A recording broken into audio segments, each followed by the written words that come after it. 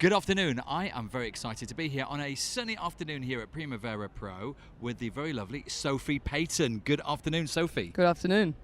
Now, Sophie, many people know you as Gordi, which is interesting in a Spanish sense. It is. So the origins of the name are not Spanish, as I have heard that Gordi means something like fat baby in Spanish, but it was a name coined by my brother when I was a kid. And it has just stuck like glue, and I decided that I would perform under that name. Nice. Now, hey, let's go back in the day. So where were you a kid, actually? I was a kid in a town called Canowindra in the central west of New South Wales in Australia. Is that really the middle of nowhere?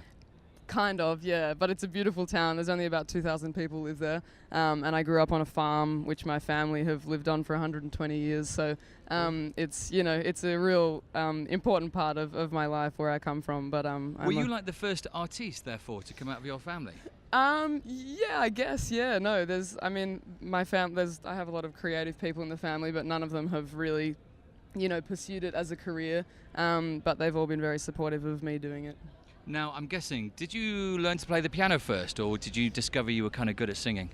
I always sang from when I could talk. I think there's some story that goes around the family that I sang Who Will Buy from Oliver in tune to the piano when I was 2, but there's no actual video evidence, so I think they could be talking it up.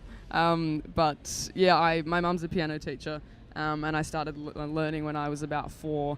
And then I just sort of picked up the guitar later and had some classical singing training in high school and played the cello and a couple of other things not that well. So I've ditched the cello and stuck with the piano and the guitar. Now, what was your stepping stone into the industry? Yeah, I guess there's a great thing in Australia called Triple J Unearthed. So Triple J is the main government-run alternative music radio station, and they have a website called Unearthed where they invite anyone to upload demos and songs, and I did that, and from that got a few shows, and it just kind of was like kept snowballing from there basically, and I did one show after another, and then finally I actually recorded some proper music and put my first song out at the end of 2014, which got things started in Australia, and the last couple of years we've been sort of trying to expand that to the rest of the world. Sure. Now, your style is it's quite soulful, isn't it? It's quite deep, it's quite emotional. Yeah. Where does this come from? Deep within. It is. I don't really know how to write something that isn't really personal. And I don't feel like it's. I think a big part of the music I make or want to make is being really honest. And I think that people. I know as a music fan, I really respond to that. I find it hard to make music that isn't honest, and obviously that's pretty soul-bearing at times and can get pretty personal, but somehow, even though if I'm performing the song in front of thousands of people at Primavera, I can slightly dissociate myself from it so it doesn't feel like I'm reading a diary entry, but yeah, it's always pretty personal. Yeah, I think you must have crammed quite a lot of life into your 22 years to have all of this emotion. You would think so. I do get some inspiration from kind of reading and what I watch. But yeah, I do find that if I experience something that moves me, I have to wring it out and milk it for all it's worth to get as many songs out before the moment disappears. Now, is this your first trip to Spain? I've been to Barcelona when I finished school for a week, just as part of a big trip, but this is only the second time and the first time I've played here. So Spanish men, hot or not? Oh, definitely hot, yeah.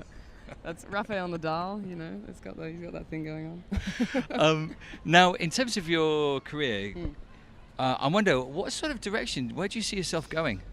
Yeah, I guess we hope that it is moving in an international direction, the Australian market is still so important to me, and I feel like we're at a good level there at the moment, and where there's definitely a lot of work to be done there, but at the moment we're focusing on trying to kind of catch up the other territories, I guess, to where we are there. And I think what will help with that is I'm putting out my debut record at the end of this year, a full-length album, which has just been finished recently. So I think it's hard to know what the next couple of years are going to look like, but I guess a lot will hinge on how the album goes.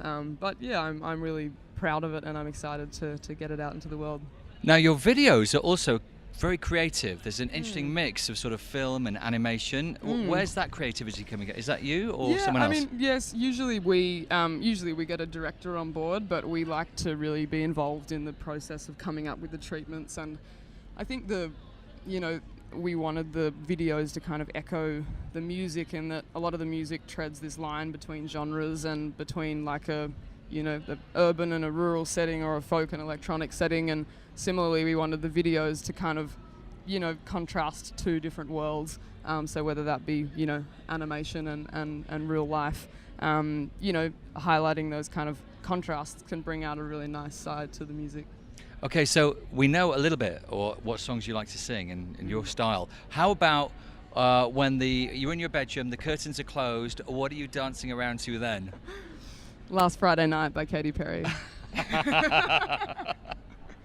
Everybody loves a bit of Katy Perry, I right? mean, yeah, sue me. No, Are you chained to the rhythm? Absolutely.